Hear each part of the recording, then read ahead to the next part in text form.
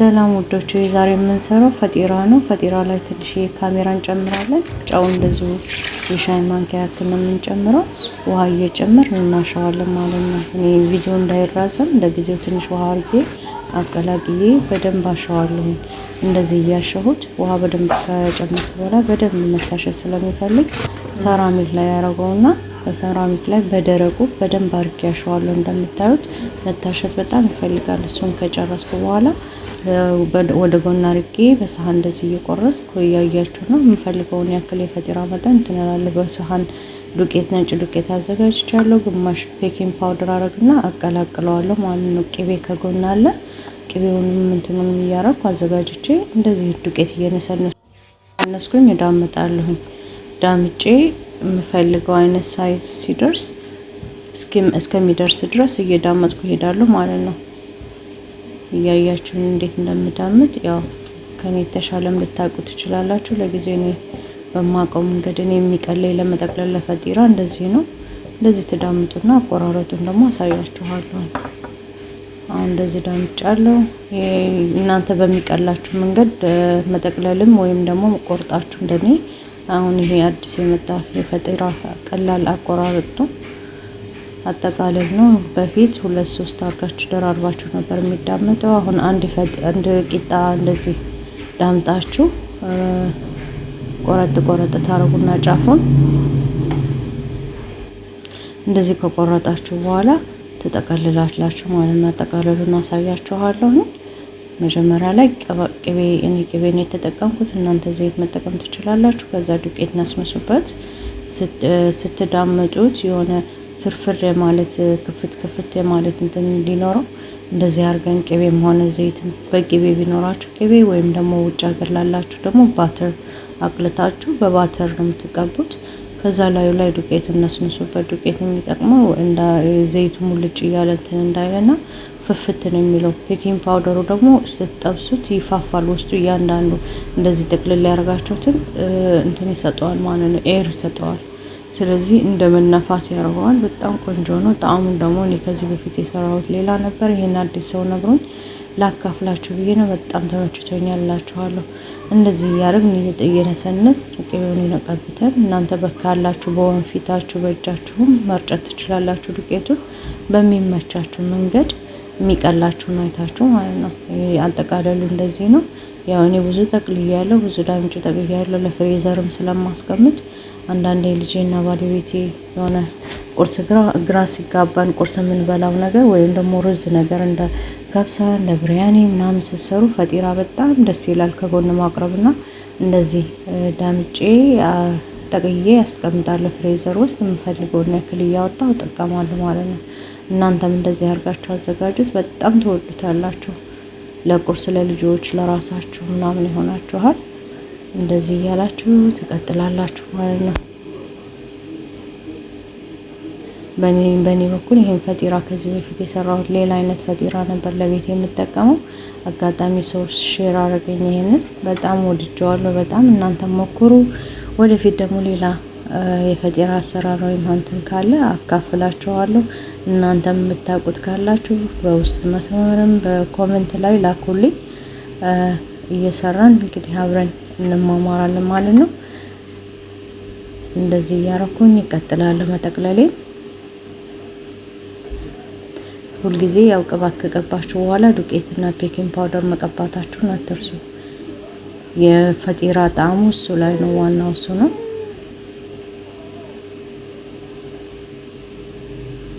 እና ከፍሬዘር ደግሞ አውጥታችሁ ልትጠቀሙ ስትሉ ቢያንስ ፍሬዘር ከሆነ ለ1 ሰዓት ያክል ውጭ አስቀምጡት። ተላጃ ውስጥ ፍሪጅ ውስጥ ከሆነ ያለው ከመዳመጣችሁ በፊት ግማሽ ሰዓት አስቀድማችሁ ሶፍት እንዲሆንላችሁ ማለት ነው። እንደዚህ እያደረግን እንጠቀልላለን። ያው እኔ ቪዲዮ እንዳይራዘም አሳጥሬው ነው፣ ብዙ ነው የጠቀለልኩት። ታያላችሁ ወደፊት። አያችሁ ይሄን እንደዚህ ነው የሚሆነው። ፍሬዘር ስናስቀምጥ ደግሞ በእቃ ስለሆነ የምናስቀምጠው በእንደዚህ አይነት ስታይል ልክ ስላይስ እንደሆነ አድርገን እናስቀምጠዋለን ማለት ነው። ይሄውና ይሄ ፍሬዘር ማስቀምጠውን አስቀምጨው ነበር ቪዲዮ ስላልቀረጽኩበት አወጣሁትና እንደገና ላሳያችሁ ብዬ ነው።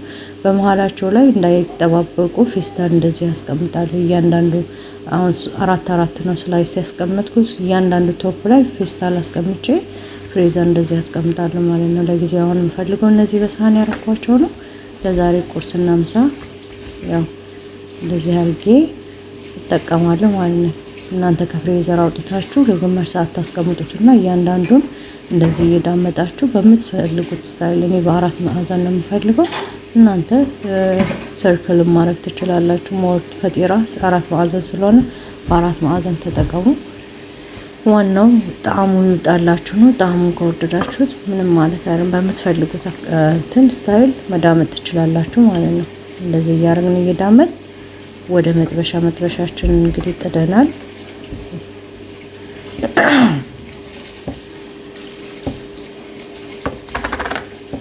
ያው ጉፋን ስለያዘ ነው ከይቅርታ ጋር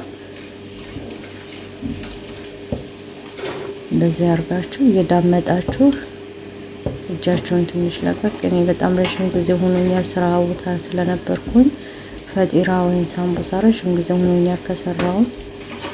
አሁን ላይ ደግሞ ብዙ ጊዜ ቂጣ ምናምን እየጋገርን አይደለም፣ ዝግጁ የሆነውን እየተጠቀምን ስለሆነ የመዳመጥ ኤክስፒሪየንስ ረስቼዋለሁ።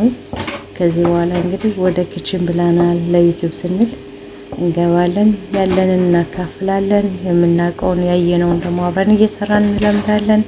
እናንተ ብቻ ላይክ እና ሼር ኮሜንት እያደረጋችሁ ሰብስክራይቡን ሳትረሱት ትተባበሩኛላችሁ ማለት ነው። ኮሜንታችሁ አይርለይ፣ አይዞሽ በሉኝ። ዋናው የእናንተ መተባበር ነው። እናንተ ስታበረቱኝ አይዞሽ ስትሉኝ ያው የሚጎሉ ነገሮች ይኖራሉ፣ ወይ ድምጽ ወይም ደግሞ አቀራረጽ ችግር ይኖራል። ያው ነገሮች እቃ እስከማስተካከል ነገር ድረስ ነው። ለዛ ደግሞ ትንሽ ዩቲዩብ ሰብስክራይብ አድርገን ለመከፈል ስንደርስ ዋና ጥሩ ቦታ አስተካክዬ አቀርባለሁ። ለወደፊት ለጊዜው በዚህው እያልኩኝ እበረታለሁ ማለት ነው። እንደዚህ ያደረግን ቂጣውን ጋግረን ወደ ምጣድ እንሄዳለን ማለት ነው።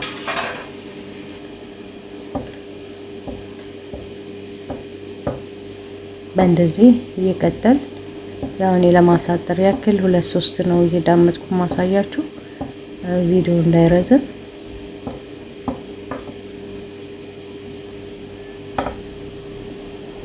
እንደዚህ አድርገን ዱቄት መርጨታችንን አንርሳ።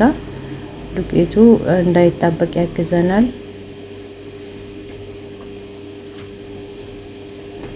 አሁን መጥበሻችንን ጥደናል። መጥበሻችን ግሏል።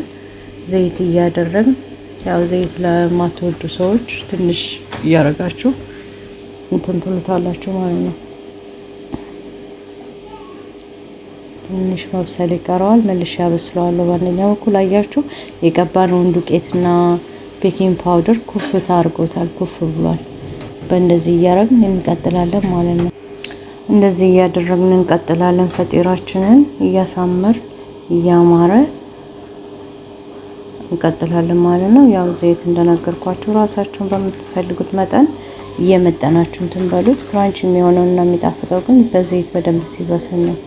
እዚህ ጋር በደንብ አድርገን እንጠብሳለን። ስትበሉት ራሱ በምትፈልጉት ነገር እየቀባችሁ ትበላላችሁ። ልጆች በማር በኑቴላ ምናምን አድርገው ነው የሚወዱት እና ብዙ ጊዜ እኔ አሁን ፈጢራ በጣም ትወዳለች። አንዳንዴ ደረቁን ትበላለች፣ አንዳንዴ በማር እና በኑቴላ ነገር ቀብታ መብላትን ትመርጣለች። እናንተ ደግሞ ልጆቻችሁ በሚፈልጉት ነገር አዘጋጅታችሁ እንዲበሉ ታረጓቸዋላችሁ። ቁርስ ላይ አትቸገሩም። አንዳንዴ እራት ላይ ቀለል ያለ ነገር ሲበሉ እንደዚህ ታቀርቡላቸዋላችሁ። ይመቻችኋል ብዬ ተስፋ አደርጋለሁኝ። እኔ ፈጢራዬን እንደዚህ አድርጌ ጨርሼ ወደ መቀባባቱ ገባና ያው ፈጢራኔ ስስ የሆነው እንደዚህ የምወደው እናንተ በሚመቻችሁ መንገድ ወፈርም አድርጋችሁ ቂጣውን ሊጡን ስትወስዱ በዛ አድርጋችሁ መውሰድ ትችላላችሁ። እዚህ ጋር ማርና ኑቴላ አለኝ። ልጄ ሁሌ የምትጠቀምበት ስለሆነ ላሳያችሁ ብዬ ነው። እንደዚህ ጠቅዬ ትበላለች። እናንተም በምትፈልጉ መንገድ አድርጋችሁ